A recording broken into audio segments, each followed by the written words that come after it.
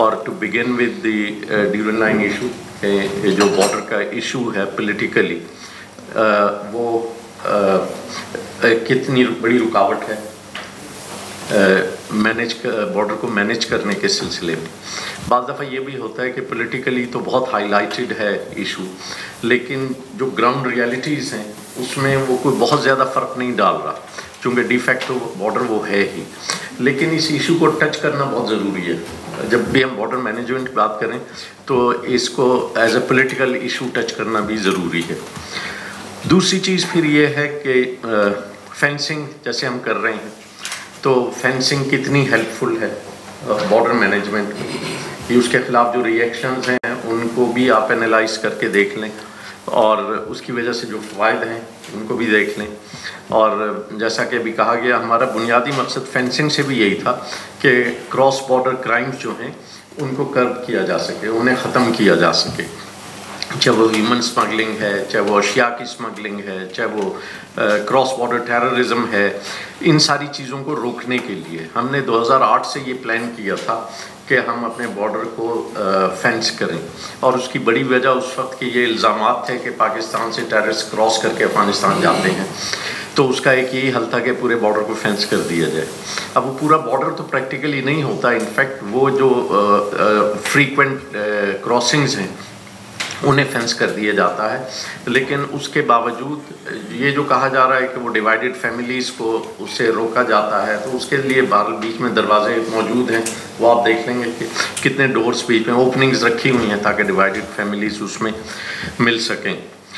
दूसरी अहम बात ये थी कि सिक्योरिटी जो है डिपेंडेंट होती है इकोनॉमी पे, उसमें ह्यूमन सिक्योरिटी की जो चीज़ें हैं, फूड सिक्योरिटी और हेल्थ और ये चीज़ें भी आ गई, लेकिन अदरवाइज जो जनरल इकोनॉमिक कंडीशंस वहाँ प्रिवेल कर रही हैं वो बहुत अहम है। इसी वजह से अमेरिकन से हमारी जो इतने अरसे बातचीत होती रही जब वह अफ़गानिस्तान में थे, तो हम इसी बात पे जोर देते रहे कि जो हमारे ट्राइबल एरियाज़ हैं वहाँ पे वो इकोनॉमिक जोन्स डेवलप करें, ताकि वहाँ पे जो टेररिज्म की टेंडेंसी है उसमें कमी आ जाए। इस चीज़ का अंदाज़ा आप एक और बात से भी लगा सकते हैं कि वहाँ पे लोग स्मगलिंग करते रहे, और हमेशा स्मगलिंग इसलिए करते रहे कि उनके लिए कोई और रोज़गार ही नहीं था। वो स्मगलिंग को एक तिजारत की तरह समझते थे। मुझे याद है जब मैं स्कूल में था तो अपने वाले साहब से एक दफ़ा मैंने पूछा कि ये हमारी गवर्नमेंट इस स्मगलिंग को नहीं रोक सकती, तो बहुत मामूली बात है, इसे रोकना तो कोई बहुत बड़ा मसला नहीं है। तो मेरे फादर ने कहा कि बहुत सी चीज़ें ऐसी होती हैं जिनसे जानबूझ के सरफ़े नज़र किया जाता है, और इसे इग्नोर करने की बड़ी वजह यह है कि अगर इन लोगों को स्मगलिंग से भी रोक दिया जाएगा तो इनके पास रोज़गार का कोई ज़रिया नहीं होगा, फिर ये लोगों को अगवा करेंगे, फिर ये गाड़ियाँ पकड़ के यहाँ से ले जाएंगे, और वही हमने देखा कि फाइनली ये मामला टेररिज्म तक आ गया, कि उसके बाद उन्होंने टेररिज्म की तरफ उनका झुकाव हो गया। और उसकी बुनियादी वजह दूसरे एलिमेंट्स के अलावा बहरहाल यही थी कि अगर वहाँ पे रोज़गार हो, अगर वहाँ की इकोनॉमी अच्छी हो, तो लोग ऐसे कामों की तरफ ना आए। उसमें एक हद तक रिलीजन का एलिमेंट भी है, लेकिन उसके साथ साथ इकोनॉमी का बहुत बड़ा रोल है, चुनांचे इसको भी देखना चाहिए। स्मगलिंग को बंद करने के लिए एक ज़माने में एक बहुत अच्छी प्रपोज़ल आई थी, वो ये थी कि चूंकि जो बाहर से इंपोर्ट्स होती हैं वो अफ़गान बॉर्डर क्रॉस करके वापस आके हमारी बड़ा मार्केट्स में बिकती हैं, तो उसका हल ये है कि अफ़गान चीज़ों पे जो ड्यूटी है वो कराची ही में ले ली जाए। और अफ़गान गवर्नमेंट बड़ी हद तक इस पे आमादा भी थी, लेकिन फिर ये तय नहीं हो पाया कि वहाँ पे अफ़गान्स बैठ के खुद ड्यूटी कलेक्ट करेंगे या पाकिस्तानी वो ड्यूटी कलेक्ट करके उन्हें दे देंगे। मेरा ख्याल है ये इतना बड़ा कोई इशू नहीं है, चाहे वो कलेक्ट करें या हम करें, लेकिन जब ये हो जाएगा तो उसके बाद स्मगलिंग का जवाज़ ही ख़त्म हो जाएगा, चूँकि वो भी ड्यूटीएबल आइटम्स होंगे, चाहे वो पाकिस्तान में खोल लें या बॉर्डर क्रॉस करके खोल लें, और अगर ड्यूटी का रेट भी तकरीबन बराबर ही हो, मिलता जुलता ही हो, तो कोई स्मगलिंग का जवाज़ नहीं रह जाता। लेकिन ये जो बॉर्डर पे इकोनॉमिक जोन्स हैं, चाइना और वियतनाम के बॉर्डर पे क्रॉस बॉर्डर इकोनॉमिक जोन्स हैं, उन्हें ज़रा देख लीजिए कि वहाँ पे क्या क्या प्रोविजंस हैं। जैसे मैंने आपसे कहा था कि नेपाल का जो चाइनीज़ बॉर्डर है वहाँ पे ये है कि वो नेपालीज़ को एक कार्ड इशू कर देते हैं बॉर्डर पे, आप नेपाल का शनाख्ती कार्ड दिखाएं, आपको एक कार्ड इशू करते हैं, और उसके बाद वो 1 मील पे जाके मार्केट है, वहाँ जाके आप ख़रीदारी कर सकते हैं और लेके वापस आ सकते हैं, यानी वो सब लीगली अलाउड है। तो इसकी वजह से जो उनकी मार्केट है बॉर्डर पे, उसमें बहुत सेल्स होती हैं, यानी ये ऐसे ही है कि जैसे हम बड़ा मार्केट जाते हैं, लेकिन ये है कि वो सारी चीज़ों को लीगलाइज कर दिया गया है। तो इस किस्म के इश्यूज़ के बारे में सोचना पड़ेगा, जिससे जो बॉर्डर के इलाके हैं उनकी माशी हालत बेहतर हो, और जो वो हालत बेहतर होगी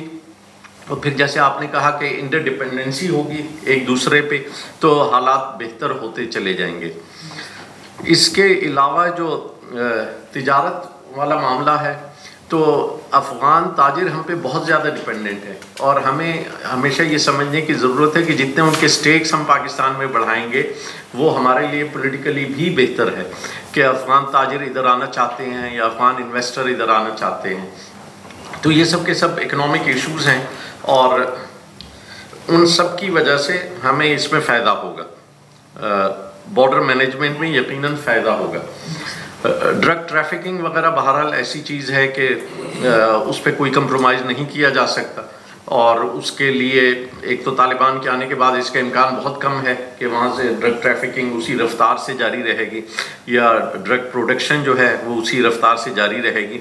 लेकिन उसके बावजूद हमें इस पर तवज्जो देने की ज़रूरत है कि कुछ एरियाज़ हमारे ऐसे होने चाहिए जहाँ पे कोई कंप्रोमाइज़ ना हो।